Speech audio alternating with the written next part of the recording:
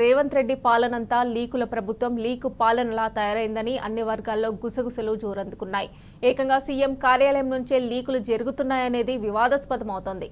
మొత్తానికి రేవంత్ హయాంలో లీకులు ఎక్కువ, పాలన తక్కువ అనే పరిస్థితి నెలకొందని విశ్లేషకులు బాహాటంగానే అంటున్నారు.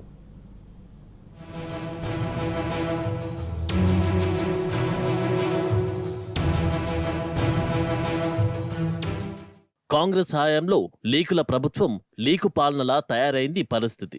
అలవికాని హామీలిచ్చి వాటిని అమలు చేయలేక గత పాలకులపై బురద జల్లడమే కాంగ్రెస్ ప్రభుత్వం ఎజెండాగా పెట్టుకున్నది. తద్వారా ప్రజల దృష్టి మరల్చి ఎన్నికల హామీలను మరిపించాలనేది సీఎం కుయుక్తిగా ప్రభుత్వ వర్గాల్లో గుసగుసలు వినిపిస్తున్నాయి. అటు సాక్షాత్తు సీఎం కార్యాలయ సిబ్బంది అనధికారికంగా ప్రభుత్వ సమాచారాన్ని మీడియాకు చేరవేయడం వివాదాస్పదమవుతుంది. ఛత్తీస్గఢ్ విద్యుత్తో 6,000 కోట్లకు పైగా నష్టమని, తద్వారా తెలంగాణ విద్యుత్ సంస్థలు అంచనాకు మించి నష్టపోయాయి అంటూ ముఖ్యమంత్రి కార్యాలయ వర్గాలు అనధికారికంగా మీడియాకు లీకులిచ్చాయి. ఛత్తీస్గఢ్ నుంచి విద్యుత్ సరఫరా కోసం పవర్ గ్రిడ్ కార్పొరేషన్ లిమిటెడ్ దగ్గర 1000 మెగావాట్ల కారిడార్ బుక్ చేసుకోవాల్సి వచ్చిందని, ఈ కారిడార్ సైతం విద్యుత్ సంస్థల కుంప ముంచిందనేది తాజా లీకుల సారాంశం. ఒప్పందం మేరకు విద్యుత్ తెచ్చుకున్నా తెచ్చుకోకపోయినా పీజీసీఐఎల్ కు సరఫరా ఛార్జీలు కట్టాల్సిందే అన్నది ప్రభుత్వ అనధికార వాదన. సప్లైకి 1000 మెగావాట్ల కారిడార్ సరిపోతే అదనంగా మరో 1000 మెగావాట్ల కోసం కారిడార్ బుక్ చేశారని ప్రభుత్వం గత పాలకులపై మోపుతున్న నింద. ఛత్తీస్గఢ్ నుంచి విద్యుత్ దొరికే అవకాశం లేదని ఆలస్యంగా గుర్తించి ఈ కారిడార్ను రద్దు చేసుకున్నారన్నది ఆ లీక్ పాయింట్స్ లో ఒకటి. ఈ కారణాలన్నింటినీ చూపుతూ తెలంగాణ తొలి ముఖ్యమంత్రి కేసీఆర్ కు జస్టిస్ నరసింహారెడ్డి కమిషన్ నోటీసులు కూడా ఇచ్చింది. ఉద్దేశపూర్వకంగా మీడియాకు సమాచారం వెల్లడిస్తూ బద్నాం చేస్తున్న నరసింహారెడ్డి తీరుపై కేసీఆర్ మండిపడ్డారు. బదులుగా విద్యుత్ విచారణ కమిషన్ కు గట్టి కౌంటర్ ఇచ్చారు.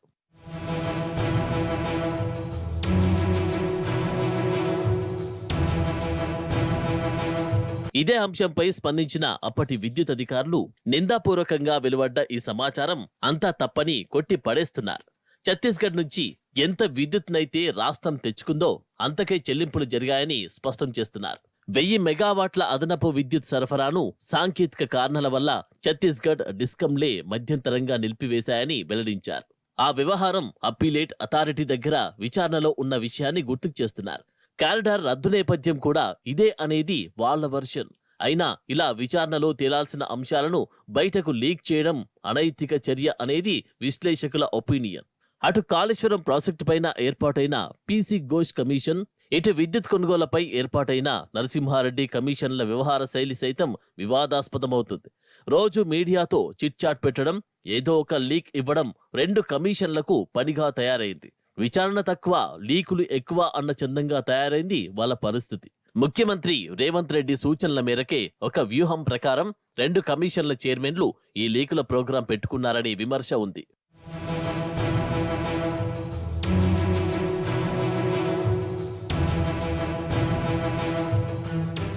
ఇక సీఎం లీకుల మారథాన్ మొదలైన తీరు కూడా ఆనాడు ఆసక్తికరమైన చర్చకు దారితీసింది.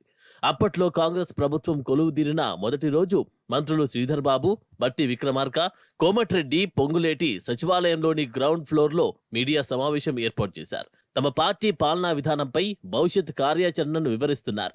మీడియా అంతా ఇటువైపు ఫోకస్ చేస్తున్న ఆ క్షణంలోనే 6వ అంతస్తులో సీఎం రేవంత్ ఒక సమాంతర చిట్చాట్ను నిర్వహించారు. అత్యంత గోప్యంగా జరిగిన ఈ సమావేశానికి కేవలం తన అనుయాయ ప్రతినిధులను మాత్రమే ఆహ్వానించారు. విద్యుత్ వ్యవస్థ నిర్వీర్యమైపోయిందని, తెల్లవారితే సరఫరా చేయడానికి విద్యుత్ నిల్వలేదని వాళ్లకు అనధికార సమాచారం ఇచ్చారు. అప్పటికే రాజీనామా చేసిన సీఎండీతో సహా బాధ్యులైన అధికారులందరినీ అరెస్టు చేస్తామని లీకులిచ్చారు. ముఖ్యమంత్రి ఛాంబర్ నుంచి బయటకు వచ్చిన కొందరు జర్నలిస్టులు ఏదో కొంపలు అంటుకుపోయినట్లు గగ్గోలు పెట్టారు. ఓవైపు మంత్రుల ప్రెస్ మీట్ జరుగుతూ ఉంటే దానికి సమాంతరంగా సీఎం చిట్చాట్ పెట్టడం ఏంటని మరికొందరు జర్నలిస్టులు ఆశ్చర్యపోయారు. మరి సీఎం ఆనాడు చెప్పిన ఆ మాటలన్నీ అక్షర సత్యాలా? ఆ తర్వాత ఏమైంది?